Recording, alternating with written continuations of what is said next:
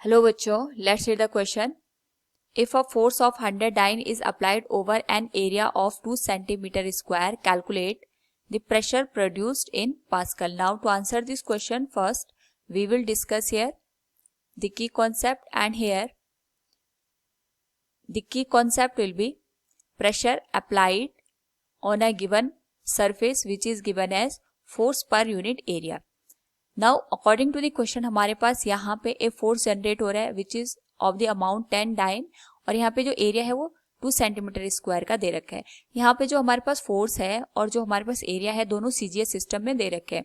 तो पहले हम इसको यहाँ पे एमकेएस सिस्टम में कन्वर्ट करेंगे, यानी डाइन को न्यूटन में कन्वर्ट करेंगे और सेंटीमीटर स्क्वायर को मीटर स्क्वायर में. सबसे पहले अगर हम बात करें फोर्स की, तो 100 डाइन का फोर्स यहाँ पे प्रोड्यूस हो रहा है.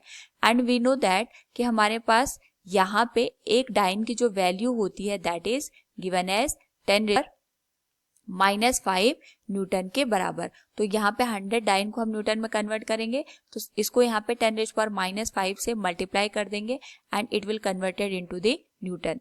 दूसरा यहाँ पे जो एरिया ऑफ क्रॉस सेक्शन है that is 2 centimetre square, and we know that हमारे पास यहाँ पे जो 1 सेंटीमीटर होता है ये 10⁻2 मीटर के बराबर होता है.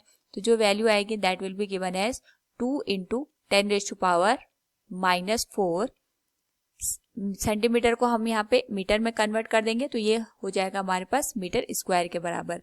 यहाँ पे हमें प्रेशर की वैल्यू कैलकुलेट करनी है. It will be force per unit area. ये बन जाएगा 100 × 10⁻5 डिवाइडेड बाई 2 × 10⁻4.